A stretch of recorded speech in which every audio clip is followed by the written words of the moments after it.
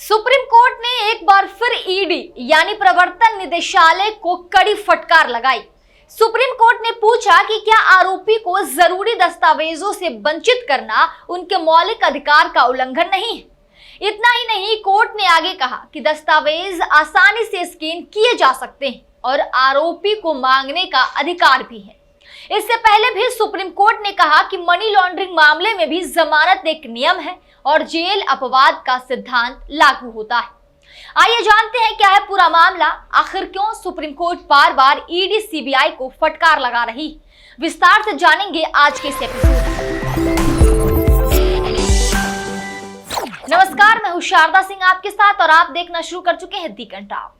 दरअसल जब से मोदी सरकार ईडी सीबीआई को विपक्ष के तमाम बड़े नेताओं के घर छापा मारने और फिर जेल में डालने का काम शुरू किया, तब से ईडी सीबीआई काफी चर्चा में बना रहता है। इसलिए तो ये बड़े बड़े एजेंसियां सरकार के तोते कहे जाते हैं। बहरहाल खबर की ओर लौटते हैं। दिल्ली के मुख्यमंत्री अरविंद केजरीवाल का मामला हो, झारखंड के मुख्यमंत्री हेमंत सोरेन का हो, आप नेता मनीष सिसोदिया, संजय सिंह, बीआरएस नेता के कविता और अभी हाल ही में आप विधायक अमानतुल्लाह खान समेत कई बड़े नेताओं से जुड़े मनी लॉन्ड्रिंग केस मामले पर सुप्रीम कोर्ट ने कहा कि क्या मनी लॉन्ड्रिंग मामले में आरोपियों को दस्तावेज देने से इनकार करना उनके मौलिक अधिकारों का हनन नहीं है।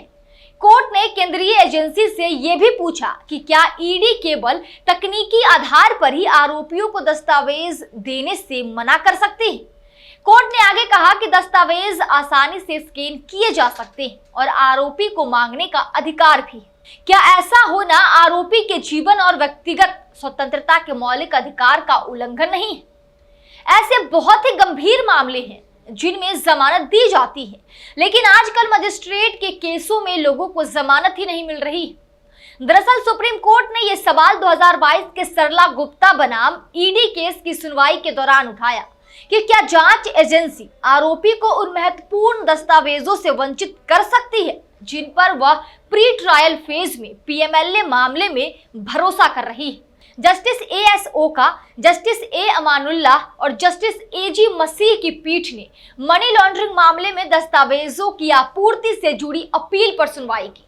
पीठ ने ईडी से पूछा कि क्या एजेंसी की ओर से मनी लॉन्ड्रिंग जांच के दौरान जब्त किए गए दस्तावेजों को आरोपी को देने से इनकार करना उनके जीवन और व्यक्तिगत स्वतंत्रता के मौलिक अधिकार का उल्लंघन नहीं है। वही जस्टिस अमानुल्लाह ने कहा कि क्या आरोपी को केवल तकनीकी आधार पर दस्तावेज देने से मना किया जा सकता है? सब कुछ ट्रांसपेरेंट क्यों नहीं हो सकता? सर्वोच्च अदालत ने कहा कि समय बदल रहा है, हमारा मकसद न्याय देना है। क्या हम इतने कठोर हो जाएंगे कि जब कोई व्यक्ति केस का सामना कर रहा हो तो हम कहें कि दस्तावेज सुरक्षित है? क्या यह जस्टिस होगा? कोर्ट ने आगे कहा कि ऐसे कई मामले हैं जिनमें जमानत दी जाती है, लेकिन आजकल मजिस्ट्रेट के मामलों में लोगों को जमानत नहीं मिल रही। समय बदल रहा है, क्या हम इतने कठोर हो सकते हैं? बार एंड बेंच की रिपोर्ट के मुताबिक मामले की सुनवाई करते हुए कोर्ट ने पूछा कि क्या आरोपी को सिर्फ तकनीकी आधार पर दस्तावेज देने से मना किया जा सकता है? जस्टिस अमानुल्लाह ने पूछा कि सब कुछ पारदर्शी क्यों नहीं हो सकता? ईडी की ओर से पेश अतिरिक्त सॉलिसिटर जनरल एसवी राजू ने जवाब दिया कि अगर आरोपी को पता है कि दस्तावेज है तो वह पूछ सकता है, लेकिन अगर उसे नहीं पता और सिर्फ अनुमान है तो वह इस पर जांच नहीं करवा सकता। इस पर कोर्ट ने पूछा कि कैसे होगा दस्तावेजों पर भरोसा? क्या यह संविधान के अनुच्छेद 21 का उल्लंघन नहीं होगा, जो जीवन और स्वतंत्रता के अधिकार की गारंटी देता है? कोर्ट ने आगे कहा कि पीएमएलए मामले में आप हजारों दस्तावेज प्राप्त कर सकते हैं, लेकिन आप उनमें से केवल 50 पर ही भरोसा करते हैं। आरोपी को हर दस्तावेज याद नहीं हो सकता, फिर वह पूछ सकता है कि मेरे घर से जो भी दस्तावेज बरामद हुआ है वह दिया जाए। इस पर सरकारी वकील ने कहा कि आरोपी के पास दस्तावेजों की एक सूची है और जब तक यह जरूरी है और उचित न हो तब तक वो उन्हें नहीं मांग सकता। उन्होंने कहा कि मान लीजिए कि वह हजारों पन्नों के दस्तावेजों के लिए आवेदन करता है तो क्या करे? इस पर पीठ ने कहा कि यह मिनटों का मामला है, इसे आसानी से स्कैन किया जा सकता है। अदालत ने कहा कि अगर कोई आरोपी जमानत या मामले को खारिज करने के लिए दस्तावेजों पर निर्भर है तो उसे ये मांग का अधिकार है। हालांकि सॉलिसिटर जनरल एसवी राजू ने इसका विरोध किया। उन्होंने कहा कि नहीं, ऐसा कोई अधिकार नहीं है। वह अदालत से इस पर गौर करने का अनुरोध कर सकते हैं।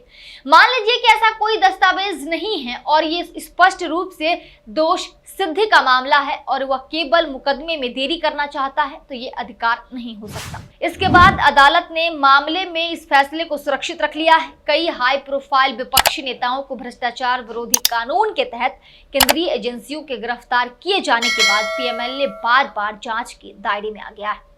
फिलहाल इस वीडियो में इतना ही।